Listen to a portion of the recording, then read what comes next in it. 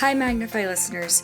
If you're joining us for the first time this month, we've been having some members of our Magnify team pick some of their favorite episodes and share some of their favorite moments looking back.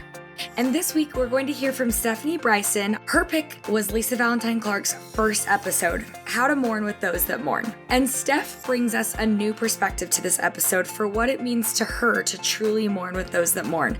Steph got really vulnerable and opened up about the recent loss of her husband. So Steph, tell us first off who you are on the Magnify team. Well, I'm new to the Magnify team, happily so, and I am the content and portfolios manager for the digital content here at Deseret Book. So that's LDS Living Brand and Magnify, and it's just been a joyful journey. Okay, so Steph, as you know, we've been doing staff picks this month, and we came to you because you picked a favorite from our past episodes. It's a favorite of mine. I want you to tell us a little bit more about what episode you picked and why. So I found the Lisa Valentine Clark episode called Mourning with Those Who Mourn. And I found it a couple of months after it originally aired. And what had happened to me, I think I picked it from the list because I also had just barely lost my husband. My husband, Jim, passed away unexpectedly from a pulmonary embolism in December 2022. And I listened to Lisa's episode in the winter, January or February, and her message was just like a warm blanket to me. It was validating, it was direct, it was hopeful and gospel-oriented, and it was just what I was reaching for in those times. And also, I was on the edge of having just experienced all these beautiful bits of service from other people and feeling so grateful for them and for anybody who reached out. So I liked her lessons from having been served and loved in just the right way, and I could really resonate with all of that. Thank you for sharing and being vulnerable about that, Steph. Also, I love to hear that because it's part of what our mission here at Magnify is to feel like women can be a force for good and in a Christ-centered community. Absolutely. And you want to, going forward now, I feel like, how can I serve other people and how can I mourn with them in a way? I've had this experience, but hopefully it expands me and I can expand to wrap myself around that and do better and do more and love bigger, For sure. Well, so what we've kind of been doing in these episodes is pulling some of our favorite parts and giving our audience who may have been a listener already and forgotten some of these parts, or new listeners, a chance to hear some of those favorite parts once again. So tell me about this first excerpt. Give us a little context for which part you pulled first from Lisa's show, and then the audience will have a chance to listen to it as well. Well, Lisa made this great point about how she let people around her serve her with the weirdness that they brought to life. She called it weird, but it was just kind of like those unique things about only you can serve in that way. And the very first story she told was about her sister. So I thought we should listen to that. And the meaningful ways that people showed up for me changed my life, right? Like forever have been the most important moments of my life. So, we could talk for hours and hours about the kindness of friends and family who showed up and mourned in the right way. And I will just, highlight a couple of them. My sister Gina is the best example of this because she would just show up and be there and be like sort of another set of eyes.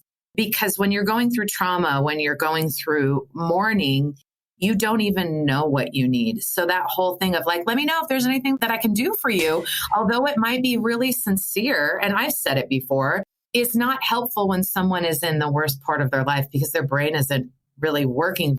So Gina was really great because she would just show up and do some dishes or make a meal or bring over Taco Bell or clean a bathroom or put her arm around one of my kids and have an important conversation. She didn't wait.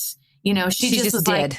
She just did. And she would say to me, this is awful and I don't know what to do. But while she didn't know what to do, quote unquote, she was just seeing a need and just taking care of business, like moms do. And I think this is women are so great at doing it because they're so good at seeing the need and then just doing it. You should use the things that you're the best at to help serve other people and mourn. Sometimes we think, oh, there's just a list of things like just bring over a meal or watch some kids or clean the kitchen. Like we go through these, like that's what you do. But we got to get rid of that because there's so many ways that we are so weird and odd that we can serve each other. Well, I love that. She just said the weird, odd ways. We are all so different and weird. I like that that's her adjective. It's kind of funny. Also, the thing that stood out to me is in that line is use the things that you're best at to help serve people and mourn. I think when we harp on that scripture to mourn with those that mourn and comfort those that stand in need of comfort, maybe we focus on comfort a lot, which is great. When people are in mourning, there's nothing better than like a warm blanket, like you said, someone who will stand there and comfort you.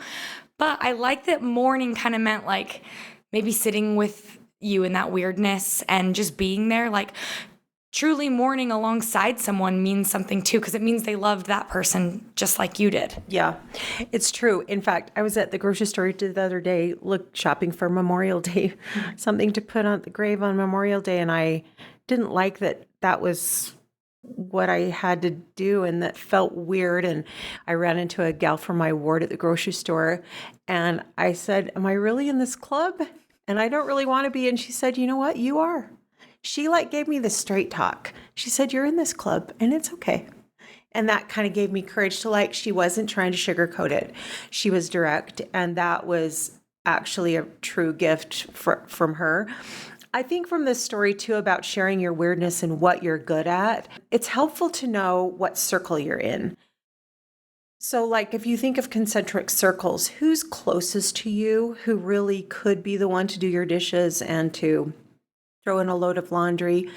In this case, Lisa's sister is in the inner circle. She's in the nearest circle to Lisa, and so that's really comfortable. Then you have to consider, am I next in the next circle out? Am I kind of an associate, or am I in the far out circle? Which most of the ward members or people who we are around, we're in the outside circle. And so it feels weird to all of a sudden be going in and doing dishes.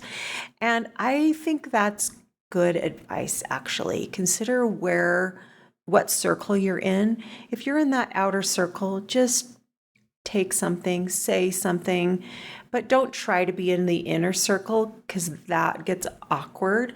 I had one experience with that and it was fine, but it made me think of the concentric circles. For me going forward, I'll just remember what circle I'm in. Well, okay, so Steph, get us into this next soundbite you chose because you just mentioned your friend. She said, yeah, you are in the club. She shot it to you straight. So this is kind of something similar you noticed from Lisa's episode. Absolutely. And yeah, the straight talk. And I'm telling you, the women have a way of serving, and it's lovey and casseroles and warmth and talking. But the men have surprised me with how valuable they are. And, Lisa and I both lost our man, and we need that. And she told a story about her brother that I think illustrated this. So my brother, 2 days after Chris passed away, I had an absolute panic attack, just questioning like you do in trauma and in mourning. We don't talk about it a lot, but with anxiety of what happened in my brain, trying to catch up with this deep loss and understanding why didn't I just make him get a trach, even though he didn't want one? And we had conversations about it for 4 years. Then he would still be here. And what did I do? And just second guessing everything. And everybody does that in mourning. It's horrible. Yeah. And he came and sat down on my bed and I said to him, what happened? And he could see me. And with all the love and compassion, he gently walked through the events of the last 2 weeks. First, this happened. And then remember, we made this decision. And then we had this conversation. And he walked through it in a medical way without any emotion, taking me through all the steps. It took about 2 hours to tell all of the medical things that happened. And he's like, and this is what we call a good death, remember? And this is what we decided to remember. And he just did that in such a clinical way that it calmed me down. And I think about it all of the time about who else could mourn with you in that weird way? And he did it. And he did it without emotion, but it was exactly what I needed. I didn't know how to ask for it or how to do it. Yeah, she says, I didn't know how to ask for it or how to do it. And yet he was using his expertise as a doctor to give her good information so she could make a good decision. And the men have been that for me. They've been such good, wise advisors. They've been straight talkers. They have been good listeners. And, usually we say, oh, men always want to jump in to solve the problem. But it has been so valuable to me to get good advice. Or my brother helped me with an insurance problem, like kind of went to bat for me. I had some cool blessings and straight talk from my priesthood leaders at church. And I'm telling you, it was what I needed. So I would just say that perspective and the male side of things is needed so much and cannot be underestimated. Yeah, absolutely. I like that part as well. I picked up on you didn't even know you had to ask for it, or like it was one of those things. I think that we have different gifts where we can be insightful. I didn't know I needed this, but someone else knew, stepped right in for you. I think that's wonderful. Absolutely. It's been pretty powerful. In fact, the next part I wanted to highlight was how her own husband, Christopher, helped her start to mourn as they were both mourning, as his health was declining and failing. Then he was pretty good to set the tone of realisticness with Lisa and helped them get through it together. They were talking about how they were going to do this awkward thing and how to think about it and how to go forward. And she said that he took the posture of, we don't have to live in this despair and drudgery all the time. He said, I'm here. Let's joke. Let's talk about the kids. Let's make fun of the kids, she said. And that ability, like permission to be light about it, is kind of a guy thing. And it is another powerful way to cope. I felt a strong impression from my husband at the year anniversary where I felt Jim was saying, you got to lighten up about it. You can't, that was the phrase, you got to lighten up about it. And it really helped me to kind of take that as my theme going forward and say, I don't know what you do. Here we are. This is where we're at. And we don't have to make it into this big heavy thing, although, it sort of is, but let's make the choice. I guess that's it.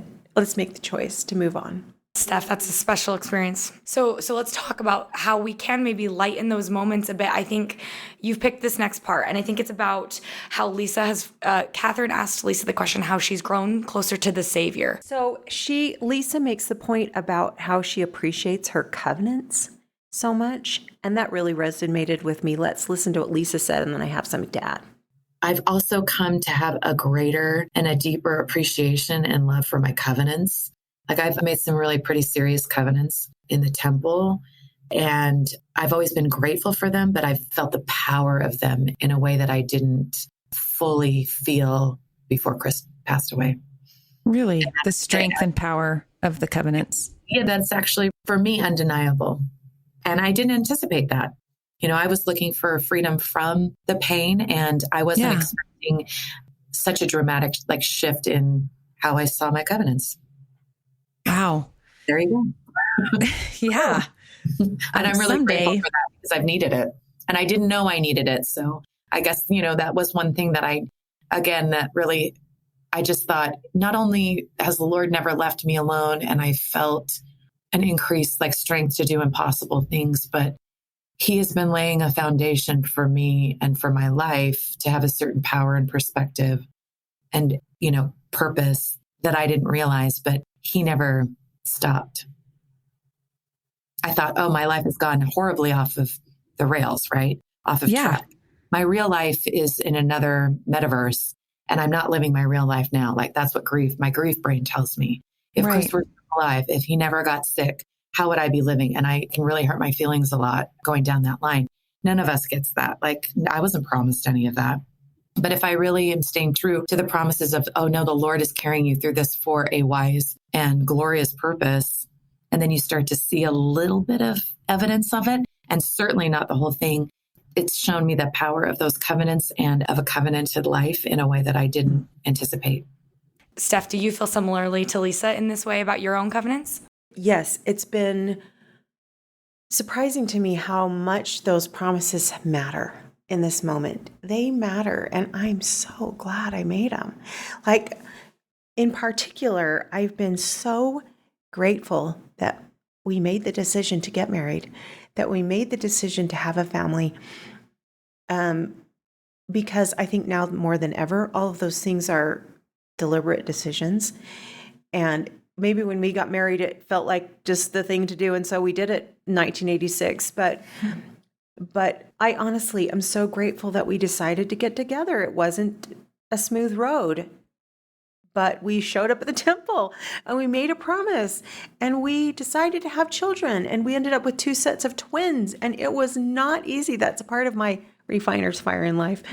But I am so grateful for kids and for those relationships, and that we have an eternal bond, and that it just gives so much meaning, and it adds a richness to life that I'm so grateful for. So anyway, the covenants have surprised me at how grateful I am. Like, I cannot even express the depth of gratitude for making those covenants and having that bond and being tied eternally. Thanks, Steph. That's wonderful. Okay, well, the last sound bite that we're going to play is kind of a trademark of Lisa's, I would say. It comes from her professional experience, and it's something that stuck out to you. So tell us more about that. She tells this story. Lisa's a comedian, and she makes this analogy to improv. And how in improv, in order to keep the dialogue going, you have to say yes and. I'll let her set it up.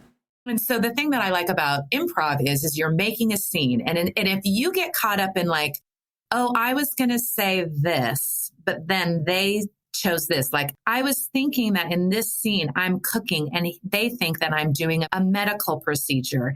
If you, in your mind for the rest of that scene, are mad that you're not cooking and you're really doing a scene in a medical, having a medical procedure, you're going to be mad and miss so much through that whole scene. That scene will not be great. It won't be funny. It won't be interesting because your mind is somewhere else. And I feel like that's how life is that you have to accept what comes.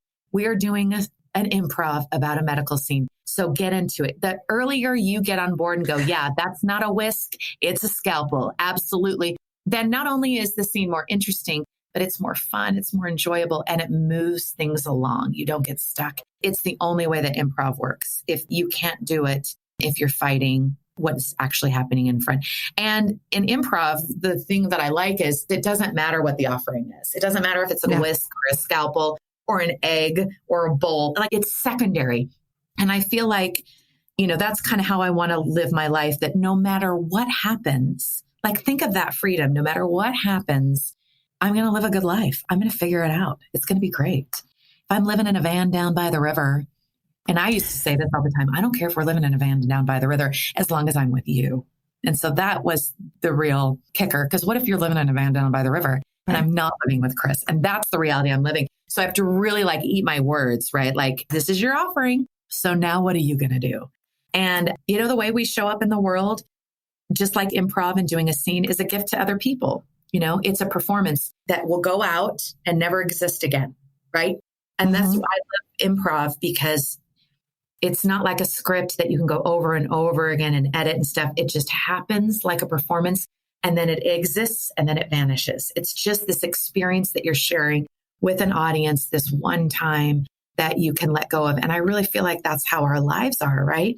We are on this earth for who knows how long. We're having an experience, we're bumping into each other, having conversations, doing whatever, and then we're gone and it's done. But if it's done right, it means something, right? It's an experience. And we've made people laugh, and we've made people feel seen and heard and connected. Okay, so Steph, tell us about yes and. It sounds nice in an improv scenario on stage, sure. When it's your spouse that's passed away, or your life is not going the way it is expected to, or told that it would go. I mean, I'm thinking of my own life experiences. Like, how do you find the courage maybe to say yes and to Heavenly Father and to his plans? Yeah, I think I just really like this idea of not getting stuck in the script. And I had had to learn before in my life at other times that I'm not in charge. And this is also another evidence that I'm not in charge of, how my path in life goes. But this idea of yes and gives me hope. It kind of speaks to lighten up about it. It kind of speaks to, okay, if that's what's going to happen, then we'll go forward and see what's down this new road. And it feels hopeful to me. It puts me back in the driver's seat of what can happen and that I'm in charge of my own happiness. And there's more to come. And probably it's a grand adventure if I'll just stick on the path and keep perspective, keep my eyes aimed up. And I think we can all benefit from this idea of, because life isn't going to roll out how we want, no matter what our life circumstance is, no matter what happens, it's not. So this idea of being light on your feet, reacting in the moment, kind of like life is an improv, and not getting stuck in the script, I think it's a super valuable, hopeful way to live that honors our agency and gives us purpose, honestly. I agree. I mean, I even think of mercy, like yes, and it's not, right? Like, I think sometimes we think I did this, but I'm a bad person, or what the but, right? That makes you feel like, oh, I did something wrong. This is yes, and yes, you made the mistake and you can fix it. Yes, your life didn't go the way you wanted to, and it still is going to be happy. I don't know. Maybe that's just something I thought of. Absolutely. Exactly. This isn't the end of the story. There's so much more to unfold. Might as well stick on for the ride. Thanks so much, Steph. This was wonderful. Thank you for sharing your favorite parts of this episode. Thanks for giving me the chance.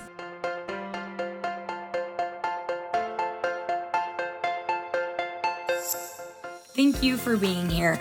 We've had so much fun on the Magnify podcast this month as we've been doing some of our Magnify team members' favorite episodes, and the conversation continues over on Instagram. So head over to @Magnify Community on Instagram, and don't forget to subscribe to our newsletter if you're not already. Go to magnifythegood.com and you'll find it there. Thanks so much for being here. We'll see you next week.